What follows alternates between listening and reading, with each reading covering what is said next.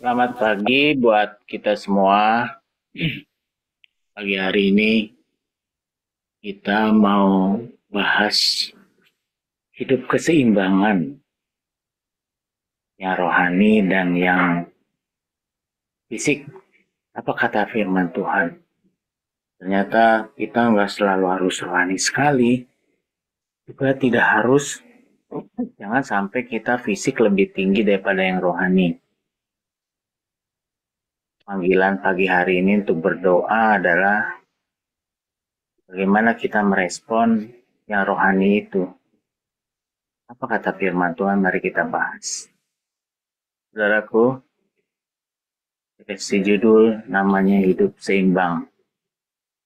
Kita tahu kalau pagi-pagi kadang-kadang kita nggak mudah ya untuk siap berdoa, mungkin karena kecapean, taruh hampir jauh panjang, jadi lelah sekali badan kita nggak apa namanya nggak siap, atau ada hal lain kita nggak ikut doa pagi atau baca Alkitab atau nggak ikut ponsel karena ada hal fisik yang nggak bisa kita tinggal. Tapi apa kata firman Tuhan? Setiap orang pasti ingin hidupnya berhasil ya. Semua pasti ingin. Apa sih yang nggak ingin berhasil hidupnya? Tapi ada firman Tuhan katakan bahwa Tuhan Allah itu ingin kita hidupnya seimbang antara yang rohani dan yang fisik, jasmani. Fakta sering melihat kita mengapa yang rohani sering tidak seimbang dengan yang jasmani. Seringnya yang jasmani itu kelihatan lebih unggul atau lebih menguasai. Mungkin kelihatan di hal yang rohani juga ya, kita begitu sibuk melayani Tuhan. Jadi hal yang rohani. Oh, kita urus sana, urus sini demi pelayanan. Tapi ada hal yang sangat pribadi, yang rohani kita tinggalin. Kita baca ya dari Lukas 10 ayat 38 sampai ke 42 ya. Firman Tuhannya bilang begini, saudara. Ini Tuhan Yesus ketemu sama Marta dan Maria. Ketika Yesus dan murid-muridnya dalam perjalanan, tibalah ia di sebuah kampung. Seorang perempuan yang bernama Marta menerima dia di rumahnya. Ada orang namanya Marta menerima Tuhan Yesus dan murid-muridnya. Ayat 39, perempuan itu mempunyai seorang saudara yang bernama Maria.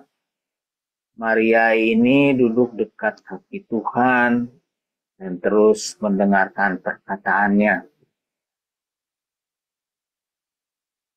Sedangkan Marta sibuk sekali melayani. Ia mendekati Yesus dan berkata, Tuhan, tidakkah engkau peduli bahwa saudaraku membiarkan aku melayani seorang diri? Suruhlah dia membantu aku. Tapi Tuhan menjawabnya, Marta, engkau khawatir dan menyusahkan diri dengan banyak. Tapi hanya satu saja yang perlu. Maria telah memilih bagian yang terbaik yang tidak akan diambil daripadanya. Inilah saudaraku, yang satu sibuk melayani Tuhan, ya, hingga sampai dianya mengusulkan kepada Tuhan. Nih si Marta ini kok, si Maria kok malah tentang baik, gitu. Saya sibuk di pelayanan nggak ada yang bantu. Padahal si Marta merasa dirinya udah rohani nih. Kayaknya dia paling rohani deh daripada Maria. Kita lanjut. Dari cerita di atas, Tuhan Yesus merindukan Marta duduk di samping Yesus seperti Maria. Bukan yang sibuk-sibuk secara fisik sana kemari gitu ya.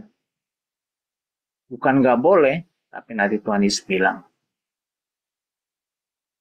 Tuhan Yesus di sini sama juga yang pagi hari ini dia rindu sekali dengan kita. Tuhan Yesus rindu kita duduk di bawah kaki Tuhan Yesus. Mendengarkan firman Tuhan yang disampaikan dan merespon undangan doa pagi bersama. Ini yang Tuhan Yesus rindukan bagi kita semua. Ya, kita ini sering beralasan ya. Banyak sekali alasan. Yang tahu saudara dan saya. Urus kebutuhan pribadi atau pelayanan. Sehingga tidak punya waktu untuk mendengar firman Tuhan. Untuk berdoa, untuk baca firman Tuhan. Semuanya mepet gitu ya. Jadi saya nggak sempat sampai berdoa. Sampai baca firman, ini udah 3 hari nggak baca firman Tuhan, padahal janji sama Tuhan baca 5 pasal, waduh udah 15 pasal, sekarang hari keempat nih 20 pasal, sering banyak alasan. Mau berdoa pagi-pagi, aduh nggak bisa pastor, saya harus begini begitu, harus siapin persiapan antar anak nih, anak saya nih, siapin makanan buat suami saya. Karena suami saya kalau nggak makan pagi dia uring-uringan dan sebagainya. Itu yang terjadi saudara. Seperti Marta yang sibuk sibuk waktu Tuhan Yesus datang ke rumah. Ya Marta punya alasan yang sama saudara. Sehingga minta Tuhan Yesus menyuruh Maria untuk menolong dia dalam menjamu kedatangan Yesus ke rumah. Tuhan Yesus mengatakan bahwa Maria memilih yang bagian yang terbaik. Apa itu? Duduk di kaki Tuhan Yesus mendengarkan ajaran-ajaran Tuhan Yesus. Katakan di sini, Maria ini duduk di kaki Tuhan dan terus mendengarkan perkataannya.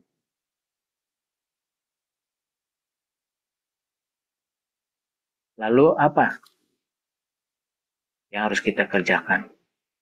Memang ya, kita ini harus kerja keras, nggak bisa enggak.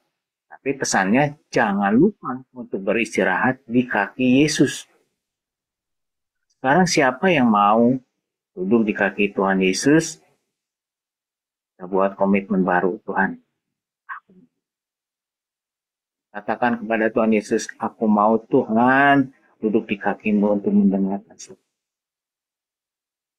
Jadi pagi hari ini kan kita mungkin ada yang bersibuk-sibuk ya, kita buat preparing namanya di malam hari sebelum kita tidur. Ini contoh saja. Tapi pada dasarnya Tuhan mau kita kayak Maria. Maria yang Tuhan bilang, Maria telah memilih bagian yang terbaik yang tidak akan diambil daripada. Mari saudaraku, kita siapkan diri kita.